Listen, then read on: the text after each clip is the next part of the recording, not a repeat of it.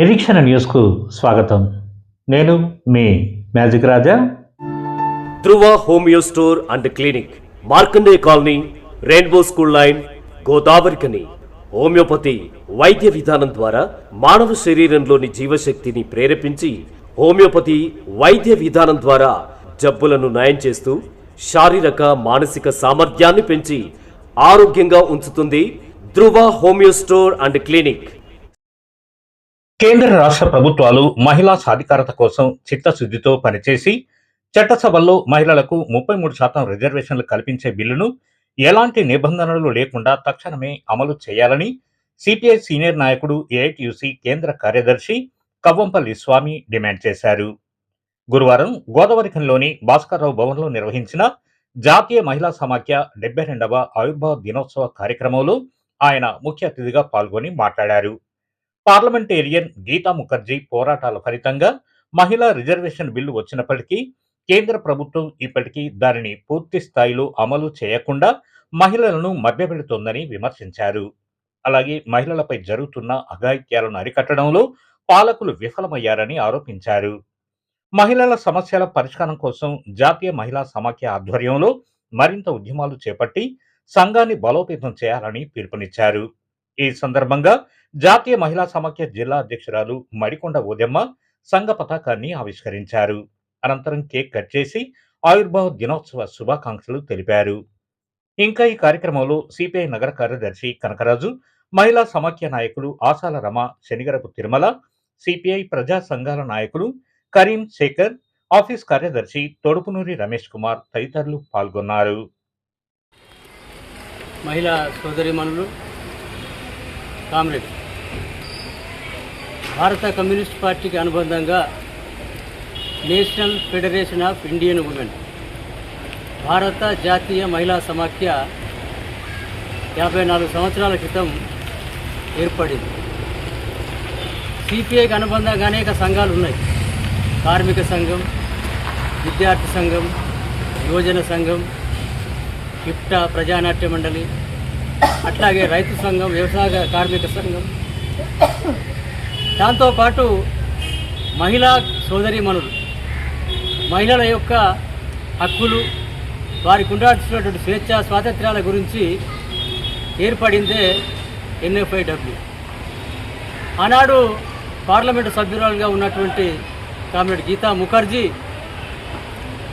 దీనికి ఆనాడు ఫౌండర్గా, వ్యవస్థాపక నాయకురాలుగా ఉన్నారు. మనకు తెలుసు, ఈ మధ్య మహిళలకు రిజర్వేషన్ కావాలి, 33% కావాలి.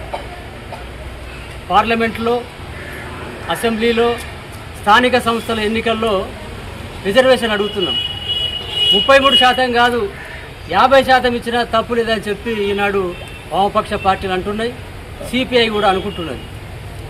పార్లమెంట్లో పెట్టిన బిల్లు 33% రిజర్వేషన్ బిల్ ఏదైతే ఉందో మహిళలకు సంబంధించి, అది పార్లమెంటు మెంబర్గా గీతా ముఖర్జీ గారు ఉన్నప్పుడే రూపొందించిన బిల్లు.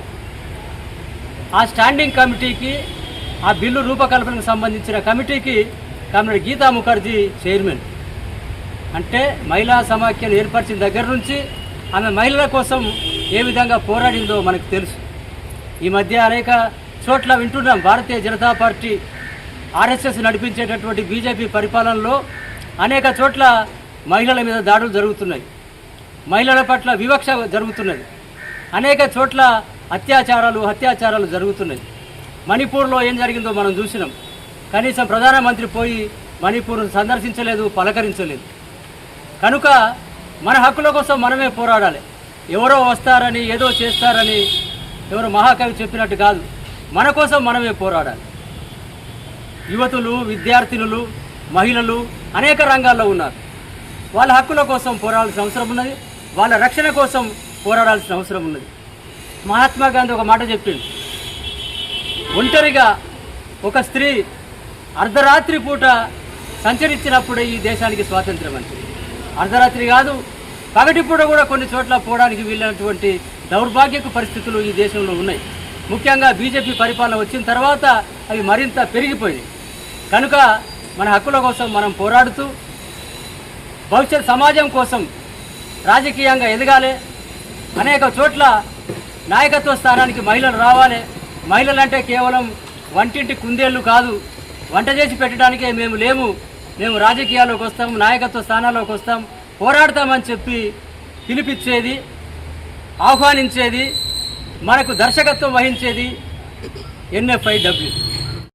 ఎన్ఎఫ్ఐడబ్ల్యూ అనేది ఏ విధంగా మనకు పిలిపించిందో పోరాటానికి, ఉద్యమాలకు, ఉయ్యాల లూపు చేయి ఉద్యమాలు నడపాలని చెప్పింది.